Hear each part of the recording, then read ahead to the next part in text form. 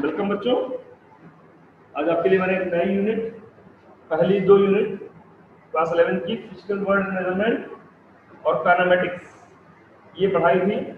Physical word measurement में मैंने 5 chapter पढ़ाए थे आपको।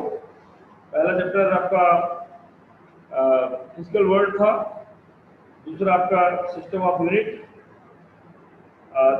तीसरा आपका एरर एनालिसिस, चौथा आपका डायमेंशन एनालिसिस और पांचवा आपका जो है वो मेजरमेंट था, जिसमें आपने याद होगा कि पैरालैक्स मेथड और इको मेथड, राडार मेथड, सोनार मेथड, ये चीजें पढ़ी थी। ये 5 चैप्टर पहली यूनिट पढ़ी थी। दूसरी यूनिट काइनेमेटिक्स जो मैंने पढ़ाई थी उसमें आपने uniform motion in straight line, uniform accelerated motion in straight line, इसके बारे में पढ़ा था। इसके बाद आपको मैंने वेक्टर पढ़ाया, तीसरी यूनिट। चौथी यूनिट में आपने याद होगा तो आपको मैंने मोशन इन अ प्लेन पढ़ाया। कैसा मोशन? यूनिफॉर्म और यूनिफॉर्म एक्सेलरेटेड मोशन। और लास्ट में आपको मैंने यूनिफॉर्म सर्कुलर मोशन भी इसमें बताया और नॉन यूनिफॉर्म सर्कुलर मोशन, इसमें आपको टेंजेंशियल एक्सेलरेशन, सेंट्रीपिटल एक्सेलरेशन, ये सारी बातें बताई। आज आपको जब लॉज ऑफ मोशन स्टार्ट करना है तो यहाँ पर क्लियर होना चाहिए कि आपको फोर्स के बारे में जानना है। लॉज ऑफ मोशन माने मोशन को प्रभावित करने वाले कारक। याद कीजिए, काइनेमेटिक्स में मैंने कहा था, काइनेमेटिक्स डायनामिक्स दोनों मैकेनिक्स के ब्रांच है। फिजिक्स के ब्रांच है mechanics. Mechanics means the study of the branch of physics which deals about motion of material object at low speed. Low speed मैंने स्पीड ऑफ लाइट से बहुत कम। तो मैकेनिक्स में 3 चीज, statics, kinematics and dynamics. Statics का मतलब uniform motion. Kinematics means motion without taking the cause of motion. Motion के बारे में पढ़ेंगे, डिस्प्लेसमेंट पढ़ेंगे, वेलोसिटी पढ़ेंगे, एक्सेलरेशन पढ़ेंगे, सब पढ़ेंगे। क्या हो रहा है ये पढ़ेंगे, क्यों हो रहा है ये नहीं पढ़ेंगे। That is called kinematics. Dynamics अब जब पढ़ते हैं तो मोशन के बारे में पढ़ते ही पढ़ते हैं, साथ साथ क्यों हो रहा है मोशन, कारण क्या है, फोर्स क्या है, that is force behind motion, इसके बारे में पढ़ते हैं। ये डायनामिक्स है। और अब हम लोग डायनामिक्स स्टार्ट कर रहे हैं। मैंने शुरू में डिफिनेशन दिखाई हुई थी। लॉज ऑफ मोशन में पहला फोर्स। फोर्स बचपन सुनते आ रहे हैं, वो धक्का या खिंचाव है जो किसी वस्तु की स्थिति में परिवर्तन करता है या परिवर्तन करने के प्रयास करता है। वस्तु की स्थिति मतलब रेस्ट की स्थिति या यूनिफॉर्म मोशन में स्ट्रेट लाइन की स्थिति। इसके अलावा उसके शेप में कॉन्फ़िगरेशन में चेंज करता है।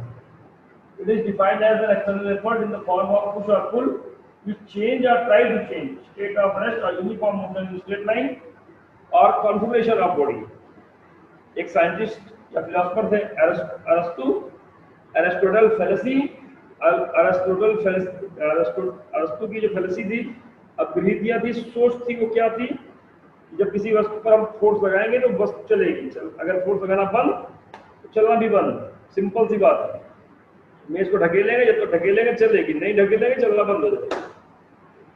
तो एरिस्टोटल फेलेसी थी, an external force is necessary for continuous motion और keep body in uniform motion. Uniform motion बनाए रखना है, फोर्स लगाते रहो भैया, बॉडी चलती रहेगी। अगला आपको गैलीलियो था, उन्होंने कहा नहीं नहीं ऐसा कुछ नहीं है, फोर्स लगाएंगे तभी चलेगी। उन्होंने इंक्लाइन प्लेन लिया, उस पर ऑब्जेक्ट रखा तो देखिए अपने आप नीचे भागता है। स्मूथ प्लेन पे ज्यादा दूर रुक जाता है, और अगर इंक्लाइन प्लेन में चढ़ाना है तो फिर मेहनत करनी पड़ेगी, फोर्स लगाना पड़ेगा। उन्होंने कहा फोर्स केवल चलाने के लिए जरूरी नहीं है, फोर्स तो रोकने के लिए भी जरूरी है। और उन्होंने बताया कि nobody can change its state of rest or uniform motion by itself। अपने आप कोई चीज अपनी स्थिति को बदल नहीं सकता। This inherent, this basic property, अगर मास है तो अपने आप अपनी स्थिति नहीं बदलेगा, उसमें कुछ करना पड़ेगा। क्या करना पड़ेगा ये नहीं बताया।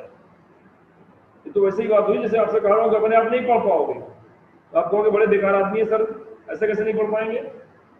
तो कुछ ऐसे ही बेकार आदमी की तरह से गैलीलियो साहब ने बोला था कि अपने आप बदलेगा नहीं, तो कैसे बदलेगा ये नहीं बताया, इसीलिए इनकी महानता कम थी। और न्यूटन साहब ने आया तो ये बताया कि कैसे बदलेगा। इन्होंने कहा external force, until external force act on body, जब तक कोई वायबल नहीं लगाया था। तो गैलीलियो ने सोल्यूशन बताया था, सॉरी न्यूटन ने सोल्यूशन बताया था और गैलीलियो ने प्रॉब्लम बताई थी कि अपने आप नहीं बदलेगा। जैसे भी हम लोग कहते हैं ना देश में बड़ा भ्रष्टाचार है, ये तो सभी जाने वाला प्रॉब्लम बहुत है। प्रॉब्लम बता रहे हो तो कोई मानता नहीं आएगी, कैसे दूर होगा? वो जो बताता है वो बढ़िया आदमी हो जाता है, वो ज्यादा महान हो जाता है। किसने बताया था? तो नरेंद्र मोदी जी ने बताया था, अच्छे दिन आएंगे। तो आप शुरू हो गए, हाँ भाई अच्छे दिन आएंगे, तो फिर आप वोट दे दिए, मिनिस्टर बन गए, आप कहाँ हैं? आप अभी इंतजार कर रहे हैं अच्छे दिन आएंगे। तो वैसे ही गैलीलियो साहब ने प्रॉब्लम बताई, राहुल गांधी स्टाइल है ना। और न्यूटन जब आया तो उन्होंने कहा नहीं नहीं अच्छे दिन आएंगे, क्या करिए फोर्स लगा दीजिए, जब तक फोर्स लगाएंगे नहीं तब तक बॉडी में चेंज नहीं आएगा। बहरहाल अभी न्यूटन पर हम आते हैं, लॉज ऑफ मोशन में फोर्स के बारे में बताएंगे। न्यूटन के 3 नियम सुने होंगे आप, प्रथम नियम, द्वितीय नियम, तृतीय नियम, first law, second law and third law. First law of inertia ही था। पहले लॉ में न्यूटन ने फोर्स को डिफाइन किया था, व्हाट इज फोर्स। दूसरे लॉ में न्यूटन ने बताया था फोर्स कितना होता है। पहले में बताया क्या होता है, दूसरे में बताया कितना होता है, और तीसरे में बताया कैसा होता है। न्यूटन के तीनों नियम क्रिया प्रक्रिया का नियम, एक्शन होगा तो रिएक्शन होगा। फोर्स कैसा होता है? तो फोर्स हमेशा जोड़े में होता है, एक्शन होता है रिएक्शन होता है, दोनों इक्वल और अपोजिट होता है। चलिए अभी हम लोग डिटेल में आएंगे इस पर।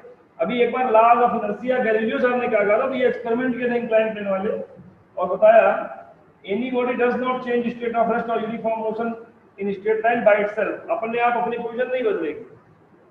This inherent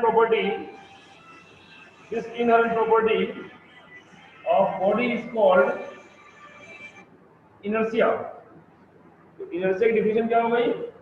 N inherent property of body by virtue of which it does not change its state of rest or uniform motion by straight line by itself।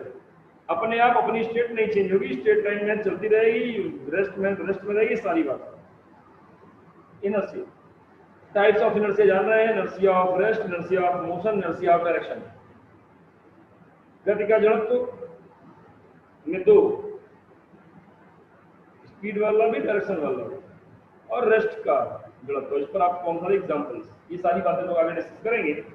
उम्मीद है यहाँ तक की बात आपको समझ में आई होगी। देखिए जानिए, और जहाँ प्रॉब्लम आए जरूर बताइए।